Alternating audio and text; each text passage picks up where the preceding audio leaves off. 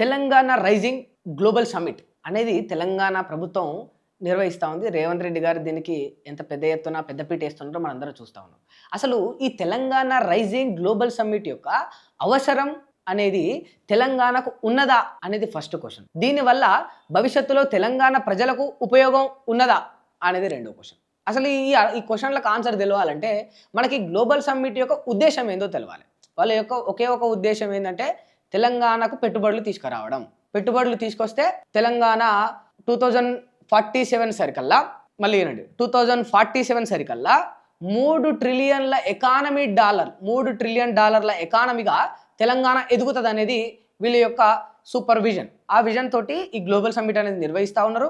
ఆ నిర్వహించినప్పుడు పెట్టుబడులు వస్తాయి. ఆ పెట్టుబడుల వల్ల సంపద పెరుగుతుంది. సంపద పెరిగి తెలంగాణ $3 ట్రిలియన్ ఎకానమీగా ఎదుగుతుంది. అప్పుడు తెలంగాణ అంతర్జాతీయంగా అద్భుతమైన ఒక సిటీగా, ఒక టౌన్గా ఎదుగుతుంది అనేది ఇక్కడ హైదరాబాద్ గురించి వాళ్ళ యొక్క ప్లాన్ విజన్.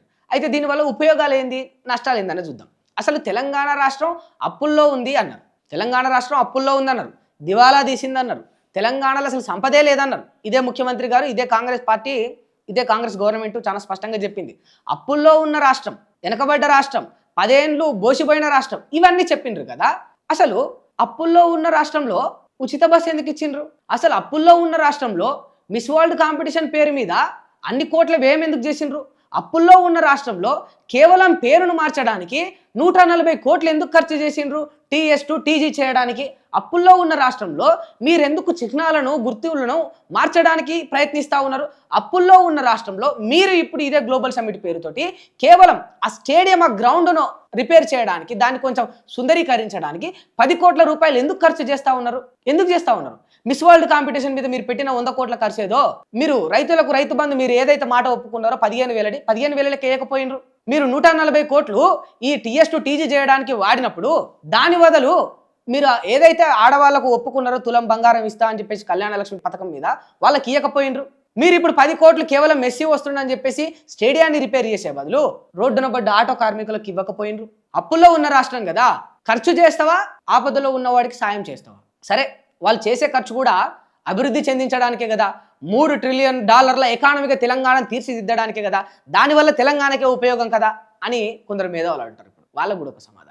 ఇప్పుడు అసలు ఈ గ్లోబల్ సమ్మిట్ ద్వారా వచ్చే పెట్టుబడులు ఏమేమి వస్తున్నాయో తెలుసా? కరెంట్ డిపార్ట్మెంట్కి సంబంధించి కొన్ని పెట్టుబడులు వస్తున్నాయట. వంతారా జూ ఒకటి ఇక్కడ పెడతారట.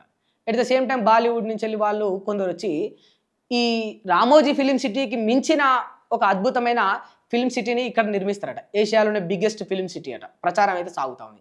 దానికి సంబంధించి MOUలు కూడా వీళ్ళు ఆల్రెడీ కుదుర్చుకున్నారు. ఇప్పుడు ఆటో కార్మికుడు పోయి ఒక సాఫ్ట్వేర్ కంపెనీలో ఉద్యోగం చేయగలుగుతాడా? లేదు. అంటే మనం $3 ట్రిలియన్ ఎకానమీగా ఎదిగినా కూడా ఇంకో ఆటో డ్రైవర్ జీవితం మాత్రం మారదు. ఇప్పుడు వ్యవసాయాన్ని నమ్ముకున్న ఒక రైతు ఉన్నాడు. మీరేం చేస్తా ఉన్నారు? ఒక పెద్ద బిగ్గెస్ట్ ఫిల్మ్ సిటీ ఇక్కడ నిర్మించబోతా ఉన్నారు. ఇప్పుడు ఈ గ్లోబల్ సమ్మిట్ ద్వారా మీరు తీసుకొచ్చిన ఒక గొప్ప ఘనత. వ్యవసాయాన్ని నమ్ముకొని నాగలు పట్టిన ఒక రైతు పోయి ఇప్పుడు మీరు ఏదైతే ఫిల్మ్ సిటీ ఇక్కడ వస్తుందో పోయి దాంట్లో పనిచేసి ఆయన కెమెరామ్యాన్, అసిస్టెంట్ డైరెక్టర్ అవుతాడా? ఆల్రెడీ రామోజీ ఫిల్మ్ సిటీ ఉన్నది. ఏమైనా మారిందా? రైతులకు ఈ ఫిల్మ్ సిటీ ఉపయోగపడలేదు. నువ్వు తెచ్చే సాఫ్ట్వేర్ కంపెనీలు ఈ ఆటో డ్రైవర్లకు ఉపయోగపడలేదు. ఇంకేదైనా కరెంట్ డిపార్ట్మెంట్ వాళ్ళు వీళ్ళు వస్తే అమలకలకు కూడా ఉపయోగపడలేదు. ఏదైనా కూడా ఏ రంగంలో ఉన్న వారికి మాత్రమే ఉపయోగపడుతుంది. గుర్తుపెట్టుకోండి. 100 సాఫ్ట్వేర్ కంపెనీలు రాని, 1,00,000 సాఫ్ట్వేర్ కంపెనీలు రాని, అది ఎవరికి ఉపయోగం? కేవలము డిగ్రీ చదివిన నిరుద్యోగులైన, గవర్నమెంట్ ఉద్యోగాన్ని పొందలేని వాళ్ళు, ప్రైవేట్ జాబ్ చేద్దామని సిద్ధపడ్డ వాళ్ళకి మాత్రమే ఉపయోగం. మరి ఆటో కార్మికుల సంగతి ఏంది? డైలీ కూలీల సంగతి ఏంది? చేనేత కార్మికుల సంగతి ఏంది? వ్యవసాయాన్ని నమ్ముకున్న రైతుల సంగతి ఏంది? ఇంట్లో ఒంటరిగా ఉంటున్న మహిళల సంగతి ఏంది? ఏ ఉద్యోగం లేని పేదోడి సంగతి ఏంది? అణగారిన వర్గాల నుంచి వచ్చే ఒక మామూలు సగటు వ్యక్తి సంగతి ఏంది? ఒక మధ్యతరగతి వాడి సంగతి ఏంది? ఉద్యోగాల నుంచి తీసేయబడ్డ ఒక మిడిల్ క్లాసు ఇంటి యజమాని సంగతి ఏంది? గవర్నమెంట్ ఉద్యోగం రాక, నోటిఫికేషన్లు రాక చుట్టూ అవమానాల పాలవుతున్న ఒక యువకుడి సంగతి ఏంది? ఈ పెట్టుబడులు ఏ రంగంలో ఉపయోగపడతాయి, ఏ రంగానికి మేలు చేస్తే అనే ఒక ప్రణాళిక ఉండాలి కదా. కేవలం $3 ట్రిలియన్ ఎకానమీకి తెలంగాణ ఎదుగుతుంది అన్నారు. కానీ ఏ రంగాలలో ఎదుగుతుంది? ఇప్పటికీ కూడా నేను నా బాధ చెప్తుంది ఒకటే. నరేంద్ర మోడీ గారు ఎవ్రీ టైం చెప్తా ఉంటారు, India is growing as a largest economy in the world అంటారు. మనం 4th స్టేజ్లో ఉన్నాం, 3rd స్టేజ్లో ఉన్నాం, రేపు 1st స్టేజ్లోకి పోతామంటారు. బట్ మనం ఇలా ఎకానమీ పరంగా గ్రో అవుతుంది ఇండియా. బట్ ఎంతమంది జీవితాలు మారినాయి? మా పక్కింటోడు గట్లే ఉండు, ఎదురింటోడు అట్లే ఉండు, ఎనికింటోడు అట్లే ఉండు, వీళ్ళందరి మధ్యలో ఉన్న నేను అట్లే ఉన్నా, మన జీతాలు మారలేదు, జీవితాలు మారలేదు, కానీ ఇండియా ఈజ్ గ్రోయింగ్. $3 ట్రిలియన్ ఎకానమీగా రేపు తెలంగాణ 2047 కల్లా ఎదుగుతుంది. కానీ 7 ఆడనే ఉంటారు. మరి ఈ పెట్టుబడులన్నీ ఏమైతా ఉన్నాయి, ఎవరికి మేలు చేస్తూ ఉన్నాయి? అసలు పెట్టుబడులు వస్తూ ఉన్నాయి, కరెక్టే, రావాలి, తెలంగాణ ఎదగాలి. కానీ ఈ ఏదైతే అప్పుల్లో ఉన్న రాష్ట్రంలో మీరు ఇన్ని ఖర్చులు చేస్తున్నారో పెట్టుబడుల కోసం, పెట్టుబడుల పేరిట, అది ఆల్రెడీ పేదవాళ్ళకి చేయొచ్చు కదా. ఎందుకంటే మీ ఉద్దేశం ఇన్ఫ్రాస్ట్రక్చర్ బిల్డ్ చేయడమే అయితే ఆ ఇన్ఫ్రాస్ట్రక్చర్ ఆల్రెడీ తెలంగాణలో బిల్డ్ అయి ఉంది కదా. తెలంగాణ వెనుకబడిందా? నేను జస్ట్ ఒక ఎగ్జాంపుల్ చెప్తాను మీకు. ఒకానొక స్టేజ్లో 2021 to 21 or 22 or 23 subject correction, ఈ ఇయర్స్లో ఐటీ జాబ్స్ని ఇవ్వడంలో బెంగళూరును కూడా బీట్ చేసింది హైదరాబాద్. అంటే మనం ఎంత గ్రో అయినామో ఒకసారి మీరే చూడండి. ఇంకా మనకు ఈ పెట్టుబడుల కోసం డబ్బులు ఖర్చు చేసేంత అవసరం ఉన్నదా? ఆంధ్రప్రదేశ్కి ఉన్నదంటే ఒక లెక్క, ఇంకా ఏమన్నా వెనుకబడ్డ రాష్ట్రాలకు ఉన్నదంటే ఒక లెక్క. మనం ఆల్రెడీ ఎదిగినాం. అది మనం పెట్టుబడుల కోసం ఖర్చు చేయాల్సిన అవసరం లేదు. మీకు ఇంకా స్పష్టంగా చెప్తా అర్థం కావాలంటే. ఎప్పుడైనా కూడా ఇప్పుడు ఇదే రాజకీయ నాయకుల విషయం తీసుకోండి. ఒక ఎమ్మెల్యేకు జనాలు నమ్మాలి, జనాలకు మొదటిసారి నిలబడుతున్న ఆ వ్యక్తికి ఓటేయాలి అంటే మొదటిసారి డబ్బులు ఖర్చు పెట్టాలి. జేబులో నుంచి $4 తీసి బియ్యం బస్ తెప్పియాలి, జేబులో నుంచి ఒక $4 తీసి ఒకరికి పెట్రోల్కి సాయం చేయాలి, జేబులో నుంచి ఒక $4 తీసి ఒకరికి చావు కాడి ఇవ్వాలి, జేబులో నుంచి ఇంకో $4 తీసి ఒకరికి పెళ్లి కాడి ఇవ్వాలి. ఇది ఎప్పుడు? మొదటిసారి నిలబడుతున్నప్పుడు. నిలబడ్డప్పుడు అరే మంచోడ జేబులో డబ్బులే ఖర్చు పెట్టినరా అని చెప్పి జనాలు ఏం చేస్తారు? ఓట్లు వేస్తారు. గెలిచిన తర్వాత ఏం చేయాలి? మళ్ళా రెండోసారి నీ జేబులోంచి తీయాల్సిన అవసరం ఉండదు. ఎందుకు ఉండదంటే ఈ టైమ్ ఆఫ్ పీరియడ్, ఈ 5 years నీకు పీరియడ్ ఏదైతే ఉంటుందో, ఈ 5 ఏళ్లలో నువ్వు జనాల డబ్బులు జనాలకు ఖర్చు పెట్టి జనాలకు మంచి చేసేసినావు అనుకో, వాళ్ళు నిన్ను నమ్ముతారు ఆటోమేటిక్గా. నువ్వు మంచోడు అనేది వాళ్ళకి అర్థం అయిపోతుంది. రెండోసారి నిలబడేటప్పుడు నువ్వు డబ్బులు ఖర్చు చేయాల్సిన అవసరం లేదు, నువ్వు జనాల్ని నమ్మించాల్సిన అవసరం లేదు. They will come to you. ఖచ్చితంగా వాళ్ళు వస్తారు, నీ దగ్గరికి రావాల్సిందే, వచ్చి నీ కోటేస్తాం. ఇది కూడా అంతే.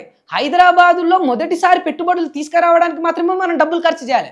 అంటే ఒక రేసింగ్ నిర్వహించో, ఇంకొక మీటింగ్ నిర్వహించో, ఇంకేదైనా ప్రోగ్రామ్ నిర్వహించో, హైదరాబాద్ ఇది, మా సత్తా ఇది, మా దమ్ ఇది అని మనం జేబులకించి రాష్ట్ర ఖజానా నుంచి $4 పెట్టి మనం ఏందనేది ప్రపంచానికి చూపెట్టుకొని అప్పుడు పెట్టుబడులు తేవాలి. ఒకసారి పెట్టుబడులు వచ్చిన తర్వాత ఆటోమేటిక్గా అది ప్రచారం అవుతుంది గ్లోబల్ మొత్తం ప్రచారం అవుతుంది. హైదరాబాద్ అందరికి కనిపిస్తుంది, వాళ్ళందరూ వస్తూనే ఉంటారు ఆటోమేటిక్గా. ఒక అడుగు పడడమే కష్టం. ఆల్రెడీ మరి ఎదిగినాము, వీళ్ళు ఖర్చు చేసేసి పెట్టుబడులు వస్తూ ఉన్నాయి. నువ్వు దావోస్కు పోవాలి, పిలుచుకురావాలి, ఇంకొక ఆడికి పోవాలి, పిలుచుకురావాలి. ఇక్కడ ఏముందో ఉన్నదాన్ని శాంపుల్ చూపించి గిది అని నీ ప్రీవియస్ వర్క్ను చూపించి పెట్టుబడులు తెస్తే సరిపోతుంది. ఇదంతా దేనికోసం అంటే కేవలం నేనే తీసుకొచ్చిన పెట్టుబడులు, నేనే చేసిన ఇదంతా అని చెప్పుకునే ఒక ప్రయత్నం లాగానే అనిపిస్తుంది. ఎందుకంటే అప్పుల్లో ఉన్న రాష్ట్రంలో ఇన్ని కోట్లు ఖర్చు ఎట్లా పెడతా ఉన్నారు? ఆటో కార్మికులు ఇవ్వట్లేదు, 2500 ఇవ్వట్లేదు, తులం బంగారం ఇవ్వట్లేదు, ఏదీ చేయట్లేదు. అప్పుల్లో ఉన్న రాష్ట్రంలో 10 కోట్లు గ్రౌండ్ రిపేర్ కోసం పెడతారు. అప్పుల్లో ఉన్న రాష్ట్రంలో మిస్ వరల్డ్ కాంపిటీషన్ కోసం 100 కోట్లు ఖర్చు చేస్తారు. అప్పుల్లో ఉన్న రాష్ట్రంలో పేర్లు మార్చడానికి 100 కోట్లు ఖర్చు చేస్తారు. ఎందుకు? ఆ రిక్వైర్మెంట్ తెలంగాణకు లేదే, ఆ అవసరం తెలంగాణకు లేదే.